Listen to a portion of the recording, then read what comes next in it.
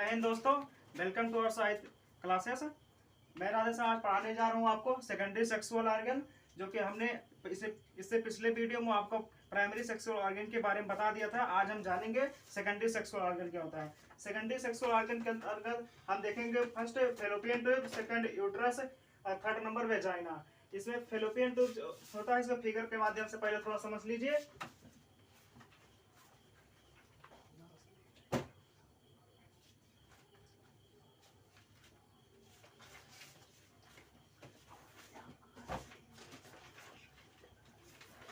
ये ना आपका फिगर, इसमें फेलोपियन ट्यूब जो होता है ये सी शेप का होता है।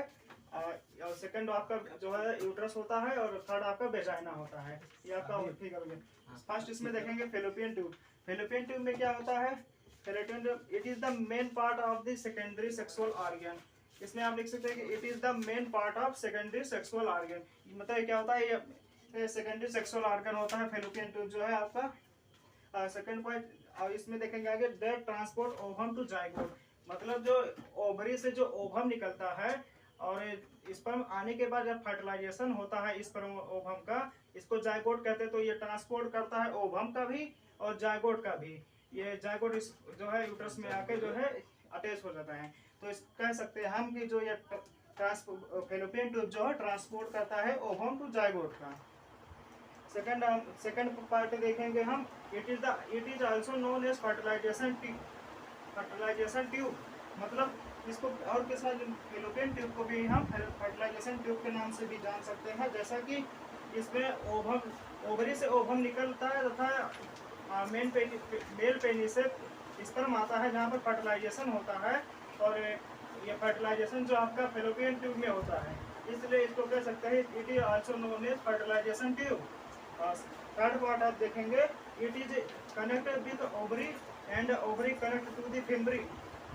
मतलब इसमें कहा किया जा रहा है यह जो है कनेक्ट होता है ओवरी से। मतलब ये आपका फेलोपियन ट्यूब जो होता है, ठीक से समझाने के बाद देखिए इसको। देखिए ये आपका जो है ओवरी जो होता है ये कनेक्ट होता है आपका फेलोपियन ट्यूब से, और फेलोपियन ट्यूब से ओवरी कनेक्ट होता है, और जो ओवरी कनेक्ट होता है फिम्बरी से।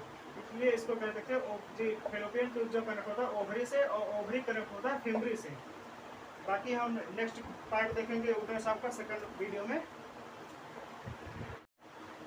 तो जैसा कि हमने इससे पहले वाले पार्ट में हम आपको बताए थे सेकेंडरी सेक्सुअल ऑर्गन के अंतर्गत फेलोपियन ट्यूब। आप फेलोपियन ट्यूब के बारे में जान चुके होंगे। और सेकंड आता है आपका यूट्रस।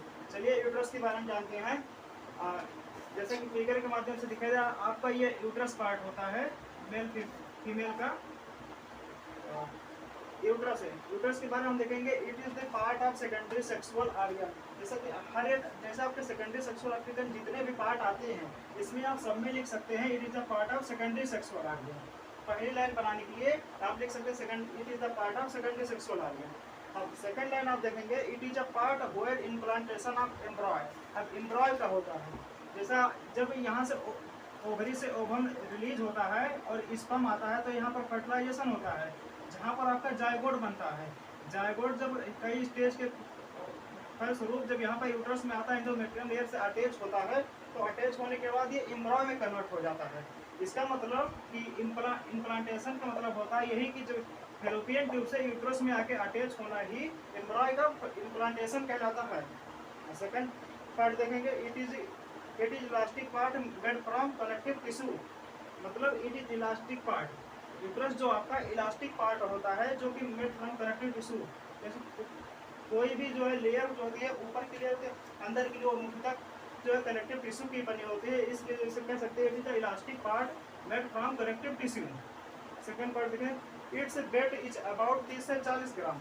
यूट्रस का जो वेट होता है वो 30 से 40 ग्राम होता है। ये आपका पूरा यूट्रस होता है, इसका वेट जो होता है वो 30 से 40 ग्राम होता है। और थर्ड पार्ट 5 पार्ट देखेंगे, इट्स कंटेन 3 लेयर। यूट्रस जो है तीन लेयर को कंटेंट करता है मेनली। फर्स्ट लेयर आपका होता है पेरिटोनियम, सेकंड लेयर आपका होता है मायोमेट्रियम और थर्ड लेयर आपका होता है एंडोमेट्रियम। इन तीनों से कनेक्ट होकर ये बनता है जो है यूट्रस। अब नेक्स्ट पार्ट में हम देखेंगे वेजाइना। स्क्रीनशॉट ले लीजिए। जैसा कि हम इससे पहले देख चुके थे सेकेंडरी सेक्सुअल ऑर्गन के अंतर्गत फैलोपियन ट्यूब हमारा हो गया था, यूट्रस हो गया था। अब हम देखेंगे इसमें वेजाइना क्या होता है। जैसा कि फिगर के माध्यम से देखेंगे, यह आपका सर्विक्स जो होता है, सर्विक्स से यहाँ यूट्रस जहाँ पर इंड होता है और यहाँ पर जो सर्विक्स जहाँ से स्टार्ट होता है, यहाँ के पार्ट तक को कहते हैं वेजाइना, या जो 8 सेंटीमीटर लॉन्ग होता है।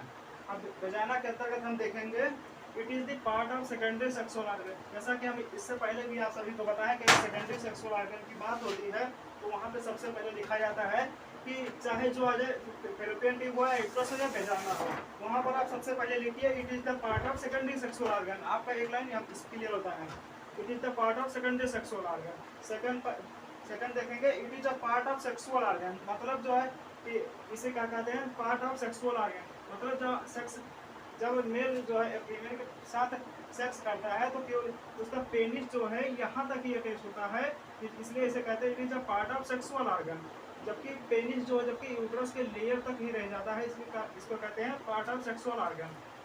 इट्स अबाउट 8 सेंटीमीटर लॉन्ग, मतलब जो आपका वेजाइना जो होता है ये 8 सेंटीमीटर लॉन्ग होता है।